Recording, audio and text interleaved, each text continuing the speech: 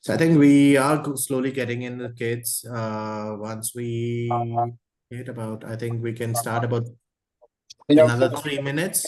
I think we can start in another 3 minutes. And so, Dr. Jani, what I would do is just slowly introduce you to the whole audience, and then set an expectation of the whole presentation and the whole forum as such.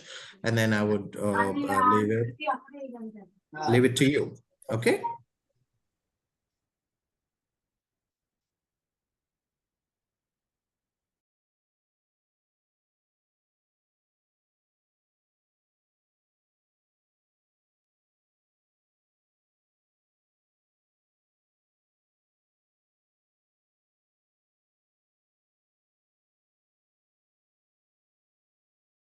So if it's okay, I'll go ahead and put my slides up now. We'll just be sure everything's Sure, working. sure, please. Yeah. Okay. All right.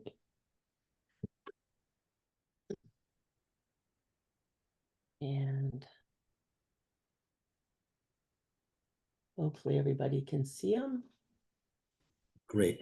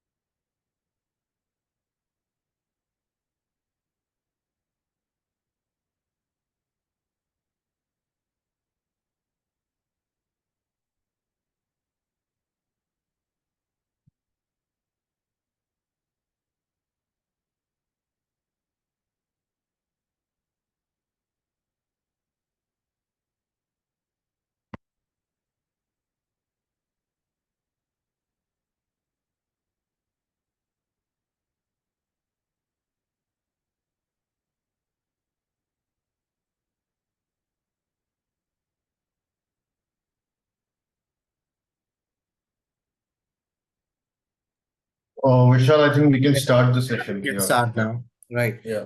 So, guys, good evening, good morning to all of you. We are here at another session of our faculty interaction sessions, one of the many that we are doing this fall.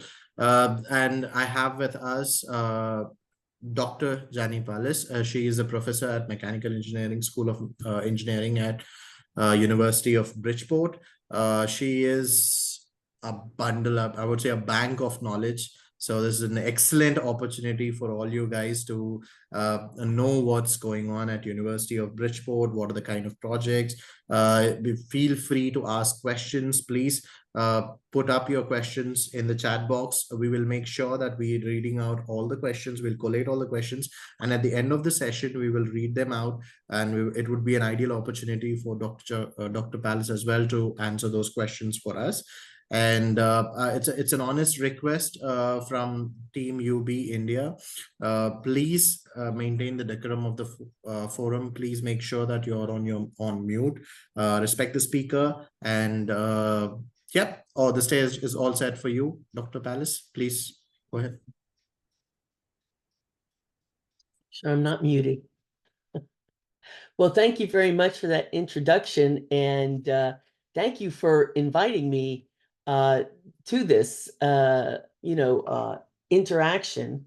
As everybody knows, we have many students from India, and as you see, we go along, you're going to see that amongst our projects, we've been able to support and hire lots of Indian students. So I happen to have some current grants right now, and we have students from international, different countries working with us. Now, this happens to be a lot of my work has to do with NASA. I was a doctoral student down there, and we had a grant, And as you can see here, our students are at the NASA headquarters in Washington, D.C. And we'll be talking about that project in a little bit. So, whoops. Okay, this is me. So I have went to Georgia Tech as an undergrad and a master's student, then went to UC Berkeley, and then got my PhD in mechanical and aero from UC Davis. So I'm an aerodynamicist, and we do experimental methods, and I do design of high altitude payloads, aerospace, marine. My background is actually in sports, and I have an emphasis on authentic engineering experiences for undergrad and graduate students because of active grant engagement. So, aeronautics, aerospace, hydrospace. The term aerospace refers to both applications in the atmosphere and in outer space. And you'll kind of see some of our projects related to that. It's a very diverse field. It's relevant to both commercial and military applications. And so aerospace engineering consists of both aeronautics, and astronautics. And similarly, hydrospace engineering applies to that part of the Earth or any other planetary body below the surface of its lakes, seas, and oceans. So maybe one of the aspects of research opportunities is that it's a resume builder, right? So once you get your, degree from UB, if you are looking for a position either in the US or back in your home country, one of the things, as opposed to, your classwork's going to be very important, your grades are going to be very important, but if you're also able to work with professors, either truly paid or unpaid, on projects, it really builds up your resume. It shows an employer that you've gone, over and above. And in terms of, your application of what you're doing while you're at the university. So you'll learn project management, you learn preliminary design, critical design, and go through reviews. You'll, enhance a technical skill set. You'll extend your knowledge of, your whatever your specialty is. And you get to work in multidisciplinary teams. As you see, I do a lot of payloads for aerospace. You can't just have a mechanical engineer. You have to have an electrical engineer, mechanical engineer, computer scientist. So you get to work with all sorts of different students and faculty, because it's really rare now that we can just build something just knowing one discipline. This is one of our projects that we did with our undergraduates, and it was called Exploring Hell. Okay, I know it's got a funny name. This has to do with the surface of Venus. And the US is going to go back to Venus. Probably the real last expeditions were back in the 80s, and maybe the most successful one was from the Soviet Union. But it actually only lasted about, I think it was 30, 45 minutes. And that is because the pressure on Venus is very high and the temperature is very high, like 900 degrees Fahrenheit. So, you can imagine electronics are just going to fry. So they've come up with a different concept here of making, something that's more like a clock here to power it. And if you kind of look here, this is just sort of kind of a normal thing. If you look here, the tires, right, they're not rubber tires, right? They're wire mesh. And if you see a lot of the rovers, regardless of what planet you're on, they've become wire meshes. So one of the things we've done here is we have 3 landscapes, sandboxes. And in them, we have put simulant for lunar surface, Martian surface, Venusian surface. Okay. And each of the surfaces, right, they have different characteristics, but these are simulants. It's not like, dirt from Earth, okay? And we've emulated that. And then, for example, here for Venus, we've made, we're making landscapes, and then we can try our own rovers on them, and with these characteristics of what might really, be the landscape. So that's our plan. We're doing these landscapes of the three surfaces, and then we'll be putting our own student rovers in these. And NASA has a lot of, National Aeronautics and Space Administration has a lot of student competitions for different types of land vehicles. And so that's what we're doing this for. Okay. One of the other things we do is we do rocketry, and this was a project we did for a local museum happens to be up the street. This doesn't look very big, but I'm not that tall, but it's taller than me. It's about 5-6 feet rocket. It's a high-powered rocket. And what our job was, if you can kind of see here, we have little platforms, right?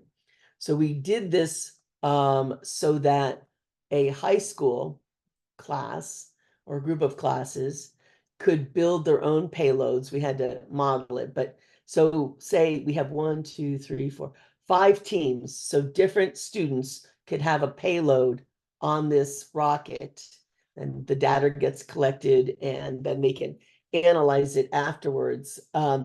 So that's what this is. It's a stacked payload that goes up in this nose cone. Maybe it's about an hour and 15 minutes from here, there is an organization that does high-powered rocketry. So we would take this payload up there. They launch once a month on Saturdays, and that's how we would test things out. It's a lot of fun. There's a lot of rocketry enthusiasts there, and everybody goes out and has breakfast, and then everybody does their rocket launches.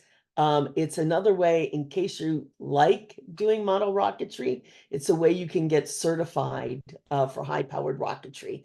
You just have to do one of our rockets successfully, and then you can get certified for high-powered rocketry. So, and if you know anything about it, there's different size engines, so you get certified to do it for the different engine types. So, okay. I think there's really positive aspects of conducting and doing research. It complements what you learn in the classroom. It's hands-on. So I know that I joke that, well, maybe not, that my students would prefer that they do hands-on versus hearing me talk. So today, unfortunately, you're going to hear me talk, but if you were over in our lab, then you'd be doing a lot of hands-on work. So practical, oops, I'm sorry, hit the wrong button. You learn both technical and project management skills. Like I've said before, our projects are interdisciplinary. And maybe one other thing that is really important for an engineer, you learn how to deal with ambiguity, with things that are unknown. So most of the times we'll have a client come, or there's a NASA project or a Navy grant, and the solution is open-ended. There's no set exactly how to do it. And so one of the things, especially if you work with clients, is they have in their mind an idea of what they would like, but they don't necessarily know technically how to do it.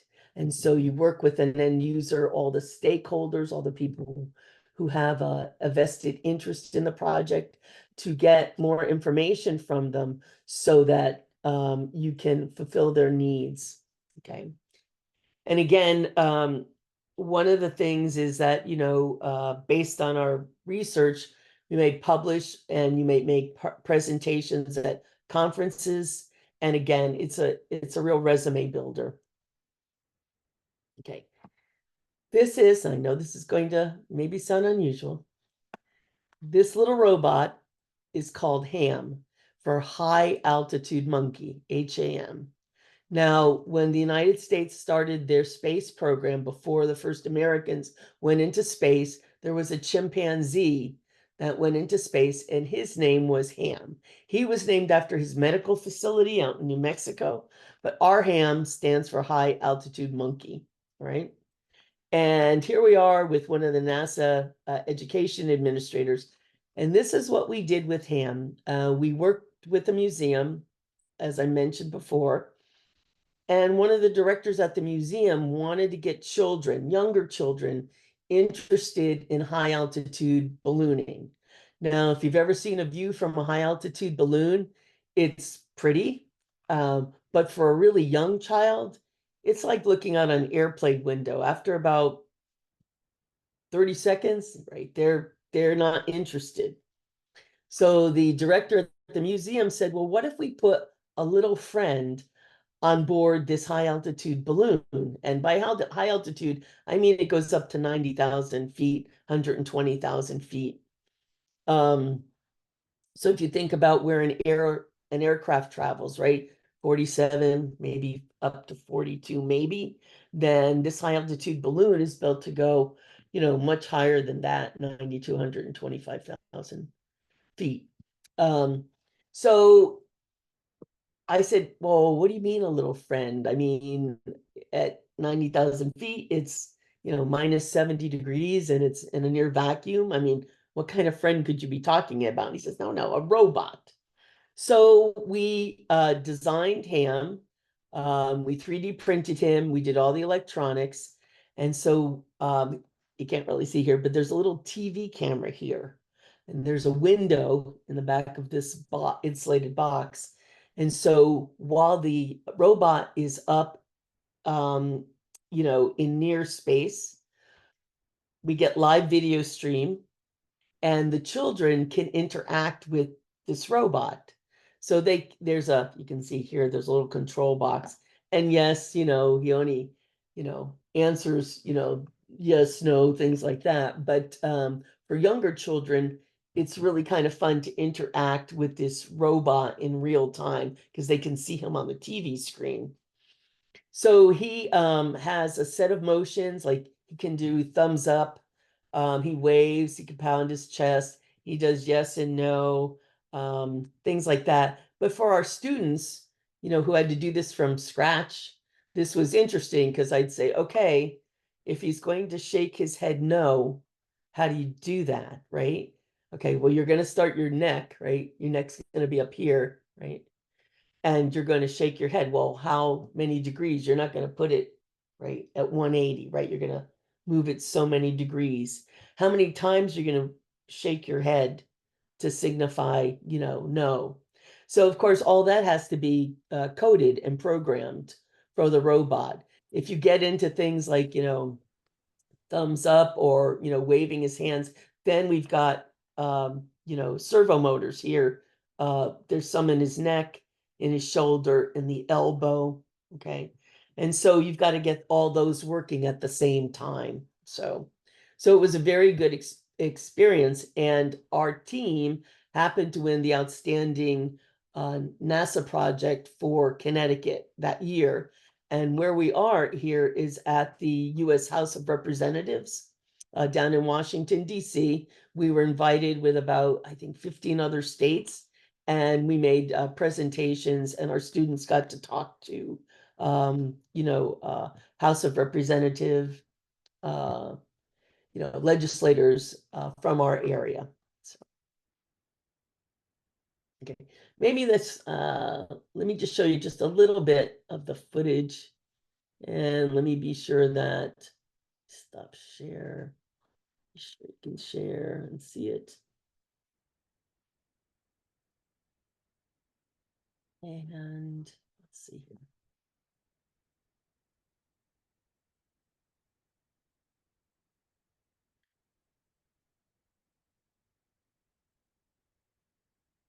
So he's just going up. I don't know if you can see in the window, you can see the landscape. So this was up on Park Avenue for anybody from the university. And so he's doing a thumbs up. This happens to be his this happens to be what would be on his instrument panel. And if you hit that one, he actually reads the real instrument panel, what's really going on. So I just wanted to show you a little snip. Video and monkey is responding to all commands. So I have to tell you, the hardest part of that, honestly, was to make that video work. I think the electronics and all the robotics we had a good handle on, but that was all new for us to make it work via live stream TV. So, right. All right, so this was Ham. Had different models of him, and then you saw this little video. Another thing that we do is there's a NASA project called HASP, for High Altitude Student Project.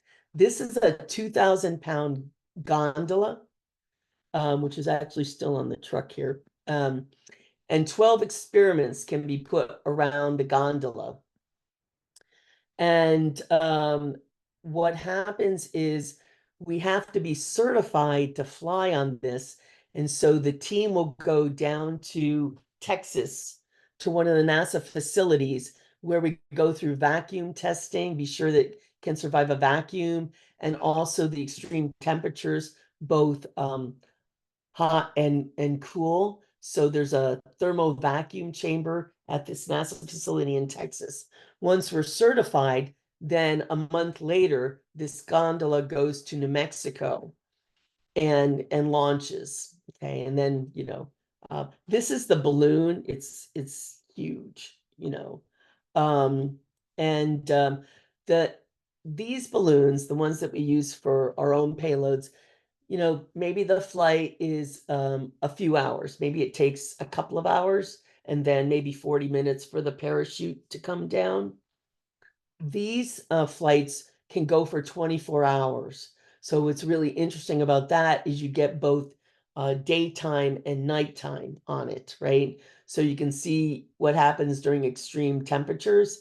So for the mechanical engineers, they're going to know that, right? If you have a structure and part of it is in sunlight and the other half is not, that we could get some bending on that structure the payload is in. Now, this is a project where our international students were able to participate.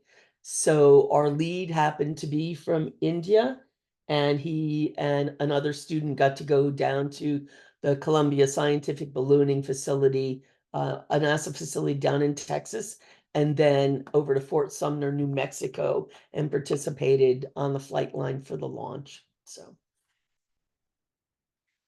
one of the other projects that we've been attempting to work on, and we pretty much have a design, is a CubeSat. So this is a small satellite. It can either be launched from a rocket separately, or these two were launched from the space station, because you can see the little solar panel here.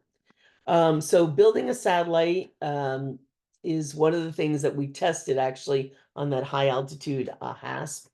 We have a ground station. We actually have two ground stations at the university. In case you happen to have a ham radio license, not related to Ham the monkey, just it's called the ham radio, an amateur radio license. We have one set up in my office, and then there's another one that's coming on our STEM bus, our science bus.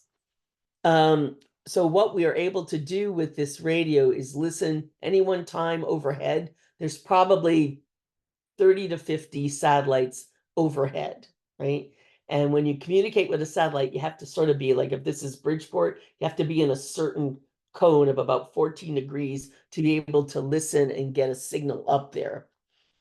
So this is what we've been working on, and I hope that we will have our own satellite. So that's wonderful that you build the satellite and you put it into space. Now what? So the entire time this satellite remains in orbit, we have to monitor it. We have to monitor the power. We have to be sure it's still operational.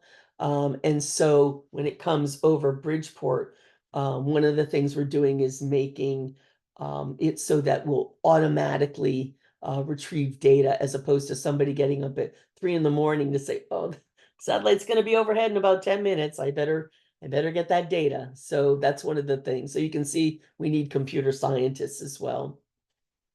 Okay. Here in the United States, we just on April 8th had a total solar eclipse. We were part of a NASA 2017. There was another eclipse in 2017 in the United States, and we were part of that project. And then we had two eclipses. One was an annular, so it just didn't quite block out the sun. That was in October. And then we had a total solar eclipse on April 8th. And if you can see here, these are the path that you can see the eclipse. And you can see they crossed right here. And this happens to be in around San Antonio, Texas. So we chose for the October eclipse to be down here, and same for the total solar eclipse. So this eclipse, we were just one of the teams that applied to be one of the groups, and we did high altitude ballooning during the eclipse.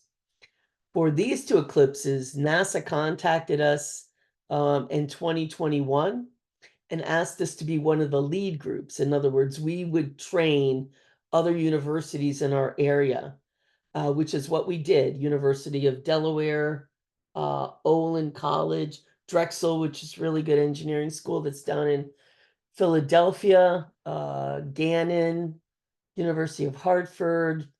There were a couple more. So that was really, and these are not kits, can guarantee you. We were part of the team that had to develop the technology to do this data and video capture. So one of the things that was different here in 2017 than these two eclipses, so the high altitude balloon goes up, right? And then when it reaches, the balloon reaches a certain diameter, when it's up in the atmosphere, it bursts. And then there's a parachute and your instruments come down on the parachute. Well, they wanted it a little different this time. So what we had was the different teams created vents, okay? So instead of letting this balloon just go up and burst, because I have to tell you, when we did this, the timing was really critical. The balloon goes up 1,000 feet a minute. Okay, so if I want the balloon up at 90,000 feet, I have to start 90 minutes early to get it up to that altitude. Well, you don't want the balloon to burst, right? So what we did this time was we put a vent on it. So we'd let the balloon rise to maybe 75,000 feet. Then we would open the vent. It would let some of the helium out so that it would just float and wait for the eclipse. So that worked really, really well. And but as I said, we were part of the team that built and tested this, right? So the technology was all new, and then we had to train other groups. This was our 2017 team. So Sam Zhang is still with us. He graduated, but he became a mentor. And our other students were all grad students from India. And these two ended up getting married. They're in San Diego, but except for maybe one of them, everyone got an H-1B. Everyone's still employed in the United States. And I remember Richard and Mahi telling me that when they went for their interviews, the fact that they worked on this, and I mean, it was not less, I went to the eclipse. It was, they could explain all the technology that got developed, what they had to do. And they said, okay, yes, we did not end up going into an aerospace company. They worked for ASML, which is a very good company here in the United States, who does hire a lot of our international students.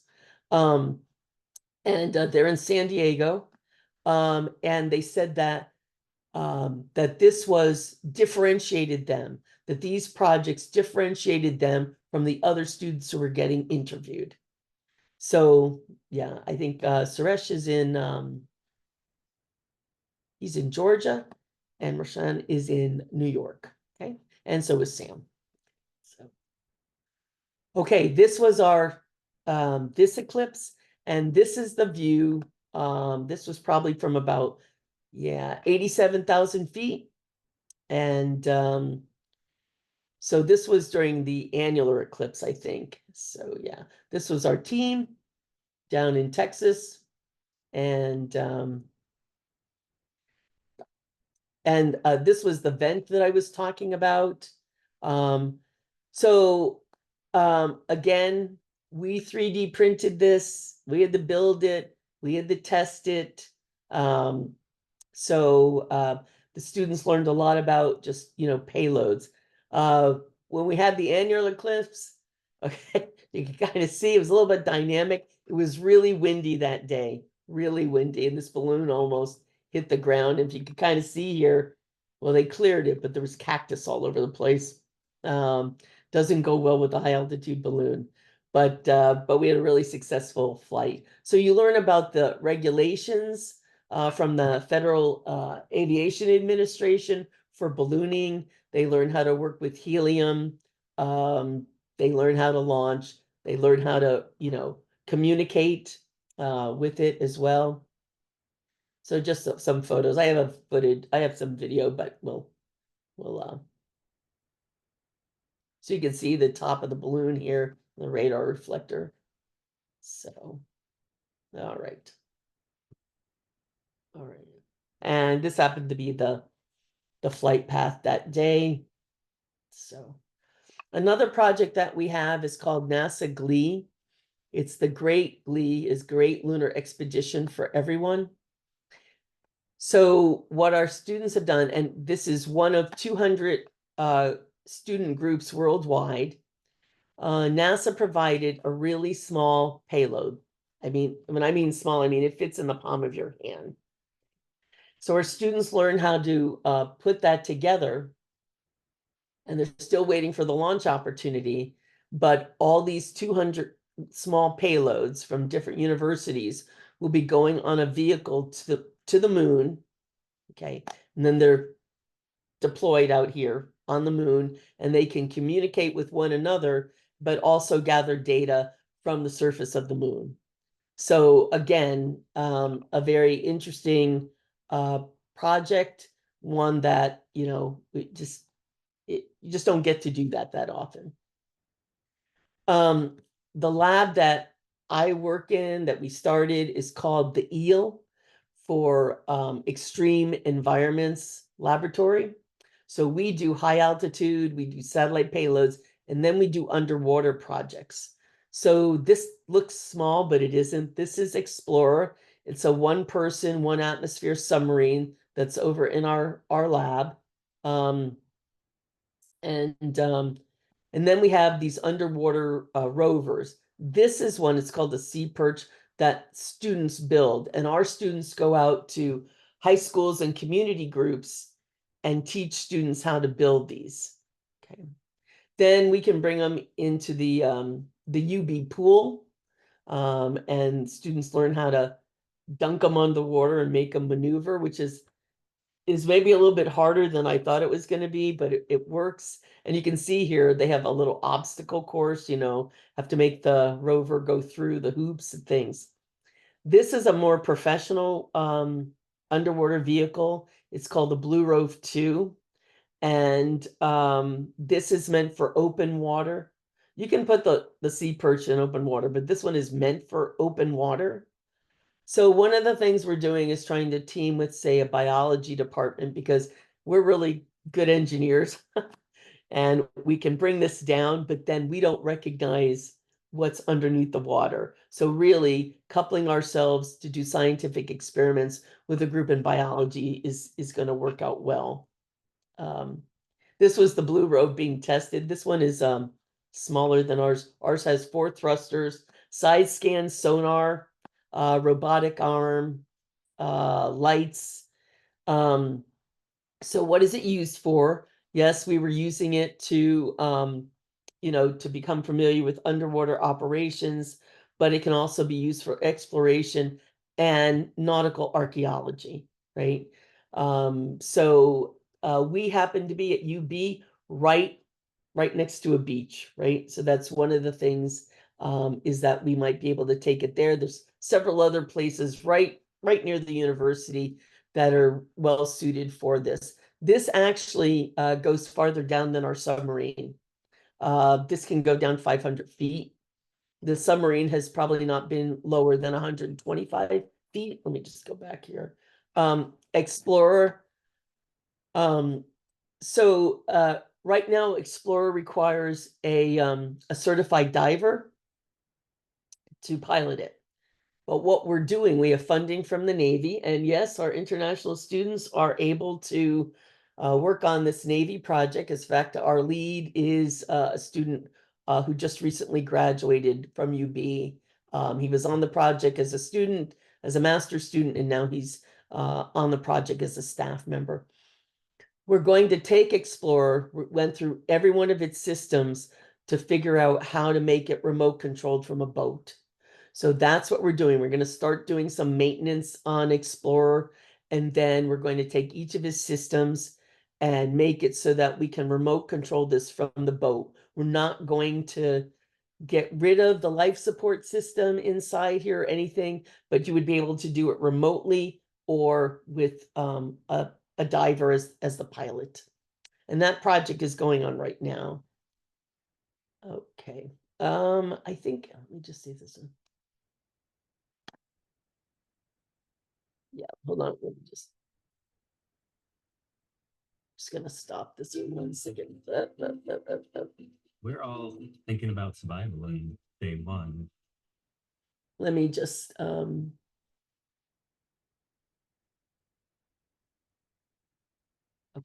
Let me just put this video on. It's really quick. But you can kind of see the blue rove. And we have 3 blue roves. And let me just, okay. We've always had a fascination with the ocean. Are you able to see the video or When no? we started this journey, we really Not had the one video. major Not the goal: video. We are able to hear the sound, make but the not the ocean more video. accessible. Make it easier to be an entrepreneur. Yeah, we can learner, now. Yeah. or explorer.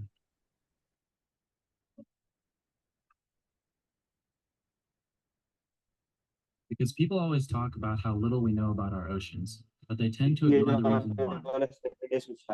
Those who are curious enough to ask big questions haven't always had the tools to start answering them. We're evolving in a world where if you have a laptop, you can be an educator. If you have a camera, you can make a documentary. But for too long, the vast world of marine science and exploration has remained just out of reach. We knew that if we made the right tools, we could start bridging the gap between imagination and discovery and provide opportunities for innovators to start to ask and answer their own big questions. We want to build a community of explorers that is ever growing, where limitations are constantly being lifted and curiosity dares us to go deeper than ever before. Because opportunities to continue discovering and changing this world are out there. We just have to look.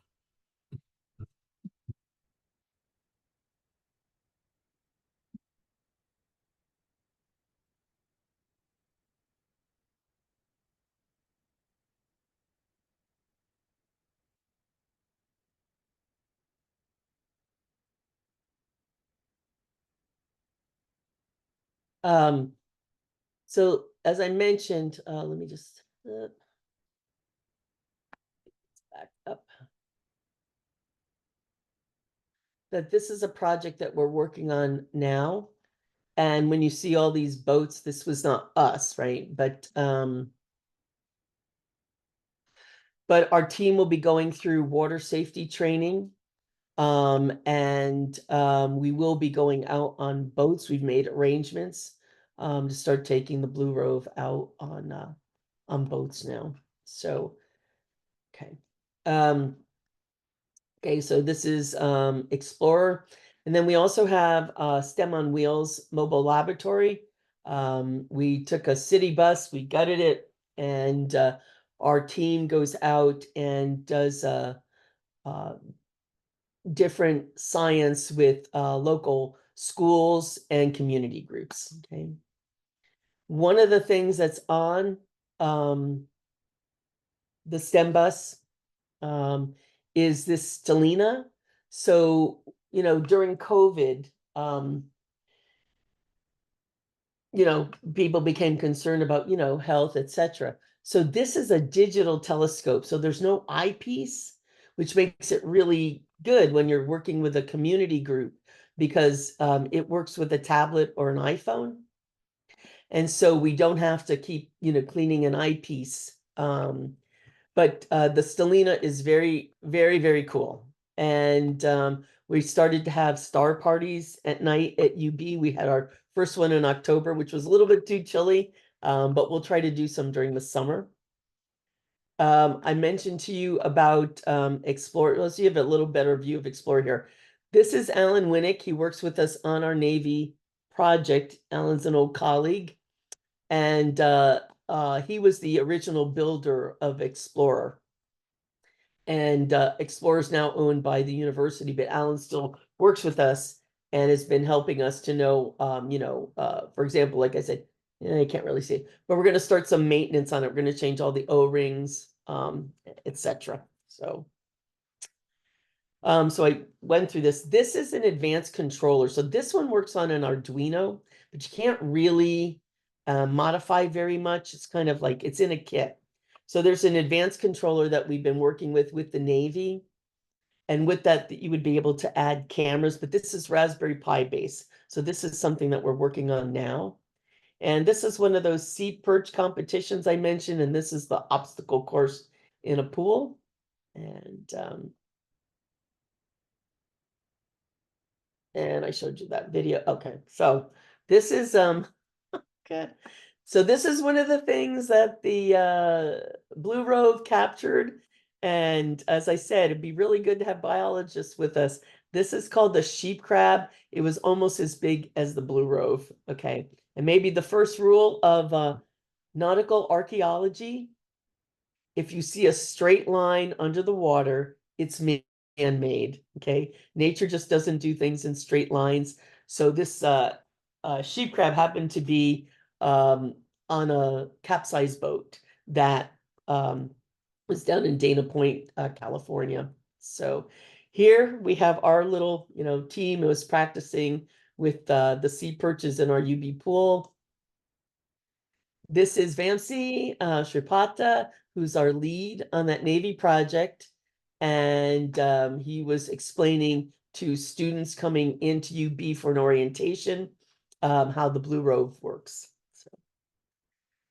As I mentioned to you, we go out to schools. So we had a local high school build some sea perches, and they put them in this trough. But we just got a very large portable pool that we're trying out now for the sea perches. So those are the slides that I have, and be very happy to answer any questions. That was something. I mean, like, I was at least just going through the slides. It's like really amazing. I'm sure the students must have been just trying to grasp everything in by now. But yeah, really, really, really interesting projects there that you're a part of, and you're taking the students through as well. My initial question though would be that, yeah, I've been an international student myself. The intensity of projects is actually unparalleled. So what is the challenge with the international students that you would get? I mean, like, the ones coming in, because at least I can speak for the students that are coming from India. The getting into the kind of mold that it requires for an intensity of project like these ones. So I would want to know from you, what are the challenges that you get from an international student? So I think the one thing is nobody comes in knowing how to do any of this, right? And so we start with the students wherever they are, right? So I would tell you that the biggest thing for me is to have a student that's responsible and is curious and interested. All the technical, we can teach you. Yeah. So I would say that, right? That being responsible, and how are you going to do that? So normally what happens is maybe your first semester, you're taking classes. And then, I query faculty and say, I post all our positions up on Handshake, which is the job system here at UB, in particular for our students. But I'll ask if there are, students who, they feel, would be a good fit for these projects. So when you apply for a job here, the number one thing is going to be for me, you can give me your resume and your grades, but I'll want a recommendation from a professor. So if the professor says, oh, they're always on class on time, they turn everything on time. Those are the things, just the aspect of being responsible. Okay. So yeah. Right. Great. And with regards to the projects that we have, like I mean, like, I understand that these are all interdisciplinary projects, and we are working with teams from various streams of engineering as well. But then how are the teams formed? I mean, like, is there a particular guideline that the students have to only interact in that way, or is it completely left to the students as to how they can interact with one another? How does that work? How do you identify that, okay, this is the right set of team that can get us the results or something like that? Because I see that all of them have to be time bound if you have to get the result, and looking at the intensity of the work that is going on, like if the team doesn't come together, it's really very tough. So yeah. So I think one thing is there's typically students already on the project. So maybe somebody graduates, right? And then we add new students. So they're going to have seasoned students to work with. So, right, so there's that peer aspect. Yes, we have a project plan and things have set due dates. So that kind of drives the project, as opposed to, say, a curiosity research. You decide on a subject and you explore it. Typically, the projects that we have, because they're funded, have set deliverables. right. And so what I mentioned about the project management aspect. But again, yeah, and I guess that's one of the questions, and one of the things I'm looking for. Are you everybody ends up doing a job independently, but everybody has to be, work well in a team. And so both in the interview and with faculty that you've had classes with, those are the types of questions that would get asked. I would have to say that the curiosity of our students who have participated and their interest in learning has made it so that they've been good team players. But yes, that's a very good question. And sometimes teams don't come together. On the Eclipse team, the NASA Eclipse team, they actually had a whole set of curriculum that they had all the students participate in, about team building, the different steps that teams go through, norming, storming, right? Performing, etc. So there was some instruction on that as well. But typically, the team is going to be people who have already participated, plus some new members that we add on. Well, amazing, actually. I'm just trying to understand all of it. And I cannot stop this inert feeling that I probably should leave this and probably study masters at Bridgeport right now. I'm getting that sort of a feel. It's really very good the way things are. I mean, like, we didn't know half of this, so truly amazing that you're sharing this with us. With regards to the unmanned projects specifically, like, I think the longevity of projects are also quite big. They can't be just completed in 2 years or so. How do you make sure that the continuity is there with the kids? I mean, like, you're getting newer kids every time. Someone's already written a code, and you are expecting a new kid to probably take it from there. But how do you make sure that the continuity is there and the contributions are well taken care of?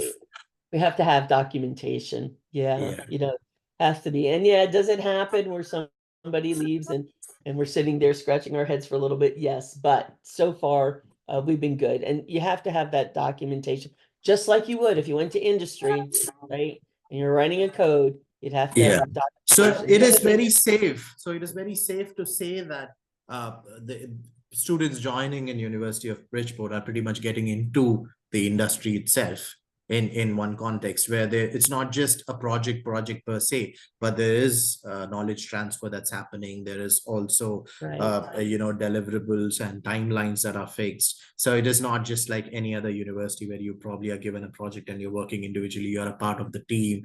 You have to go through the whole part of it. And how is the nurturing? How tough is the nurturing? All of it. So I'm a mechanical engineer and I have an aerospace background, right? But for example, on the Navy project, we invited 2 other faculty, Ahmed El Sayed and Suresh Patel, because of their background in computer science and electrical engineering. Now, I have to say to you, though, that even though I'm an ME, because of all the payload work, I've learned an awful lot of electrical.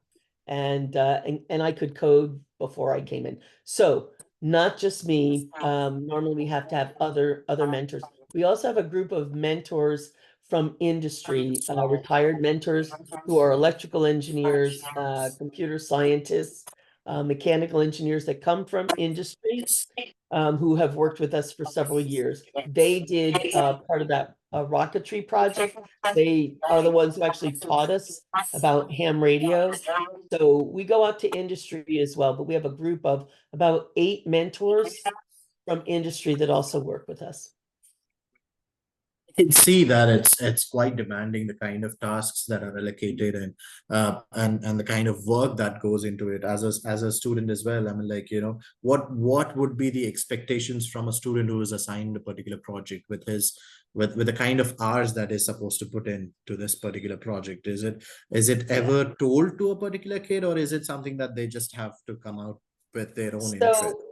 Yeah, because a lot of them are funded, and at the University of Bridgeport, typically it's 15 hours a week. And you can kind of figure you've got your full load, right, as a student. Yeah. So we have to, we have to really look at the time frames, how many people we put on a task. I don't typically just put one person on a task, because in case they, have to leave the project for family reasons or whatever, then there's always a second person on that. But again, it's not full time. And so we have to really look at the time frame when we make the project plan and determine how we can do this. How much will we accomplish in a semester, so yeah. So far we've been done really well, and we continue to get NASA funding, which is really very good. And maybe the other thing is we also like our Navy project will be ending next year, and we're already working with the grants office for projects to continue that once explorers back in the water. So yeah. All the rest Dr. of that. Jani, I have a question. As we meet a lot of students, so the question comes from the students, or sometimes question comes from the educators also. Like Daniel was here last month, and we were going through a lot of institutional visits, meeting a lot of faculty members in premium institutions. The question is, but they were asking or curious about the interdisciplinary functionalities of UV. Like they were very much fascinated that the mechanical engineering also, or electrical engineering is doing some research with biomedical engineering, tissue engineering, and all. So they were asking about that piece. So sometimes students also are keen to know how they can maximize their time at UB, whether they're going for a particular discipline, how they can mix and match with other disciplines as well. Yeah. Yes. So as I mentioned, some of our projects, the deliverables require an interdisciplinary team. Payloads, they're a lot of electrical engineering and computer science, and I'm a mechanical engineer, right? So I think there's that. I've mentioned to you about as these underwater unmanned vehicles go under and explore how we'll need people in you know, biology.